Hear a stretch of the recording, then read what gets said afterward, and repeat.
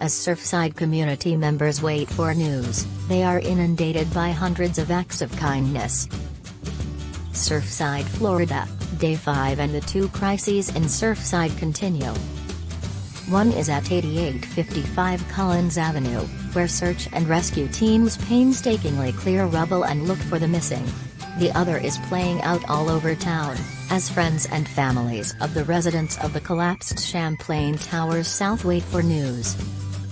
The crisis among the living, as is so often the case, is being tended with food and drink, clothes and toiletries, creature comforts aimed to soothe and distract. And money. So much money. Financial donations have poured in. The Chest Fund, which will be administered by the Shul of Bal Harbor Synagogue, had raised $1,091,319 by Monday morning. The Miami Heat basketball team and several local organizations have created a hardship fund for the victims called Support Surfside. Businessman Orlando Bravo donated $250,000 on Sunday, bringing that total to $1.2 million. That money will go toward all the things that insurance won't cover for those who survive, and as direct support for the families of those who died. But as Michael Capone, founder of Global Empowerment Mission, a Miami-based nonprofit organization, said sometimes the bigger funds are hard to access right away, so we made our fund very specific and whatever is raised is being distributed equally among all the residents, period. His group ordinarily provides relief during international disasters, but he has turned its attention to its own backyard, contacting local businesses to provide necessities not only for the people who lost their apartments, but also for other condo residents who have evacuated out of concern for their safety, Capone said. This is a socks and soap fund. So far, 17 families of Champlain residents have received $1,500 Visa gift cards so they can begin purchasing what they need, according to the group, which has partnered with Be Strong, an initiative by reality TV star Bethany Frankel. More than $230,000 had been raised as of Sunday. Capone said the local group is able to meet directly with families, offering emotional support as well as putting them in touch with developers who have offered free furnished apartments. Capone, who has been involved in relief for disasters including Haiti's earthquake as well as the crisis in Kosovo in 1999, said the trauma endured by residents in Surfside is unlike anything he has heard of before. It's a miracle that they are alive, he said. Two residents told Capone that they had worked for 20 years to pay off their mortgage, completing their final payment the week before the collapse. Now they have nothing but the clothes they were wearing when they evacuated. Image without a caption. Volunteers gathered to load up bags of donations of food, clothing and toys on June 27 in Surfside, days after the collapse of the Champlain Towers South. Maggie Steber for The Washington Post. An entire life working and now it's crumbled and it's rock and it's debris and it's nothing, Capone said.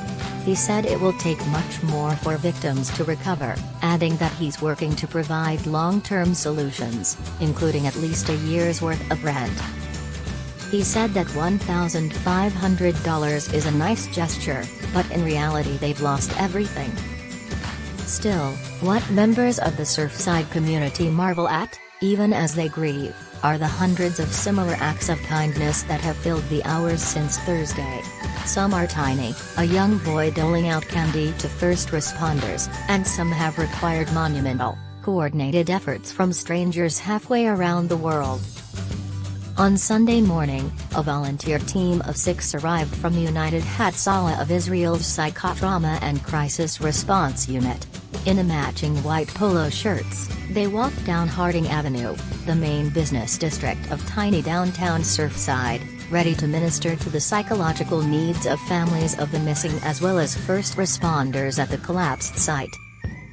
We were told there was need among the EMTs, clinical psychologist Sharon Slater said, referring to emergency medical technicians. We were told there was need among the EMTs.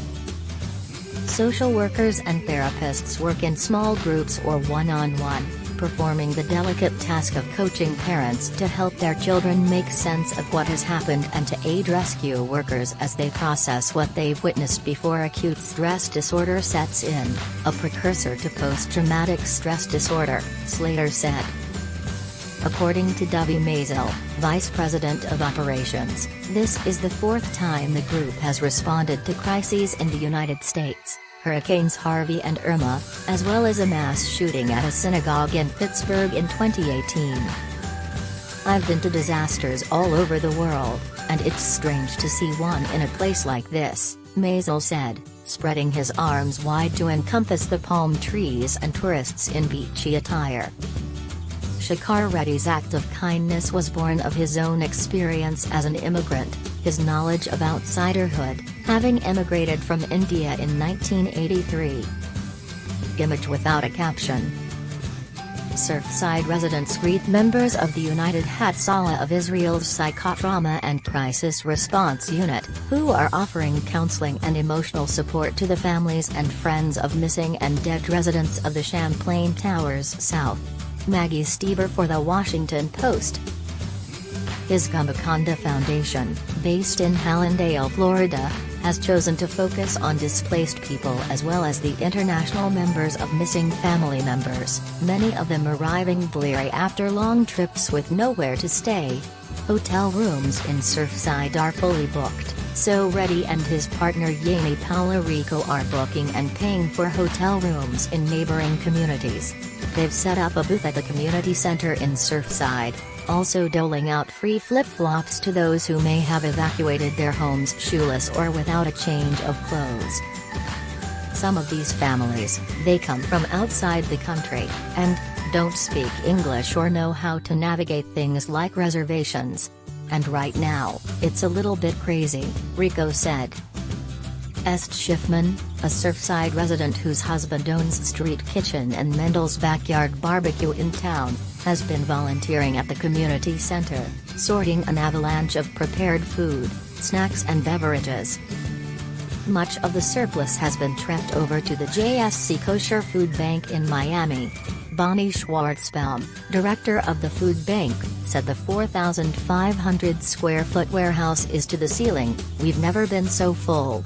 On Saturday before she went home for the night, she told a nearby police officer that he should come by for food, but to the ceiling, we've never been so full, she said.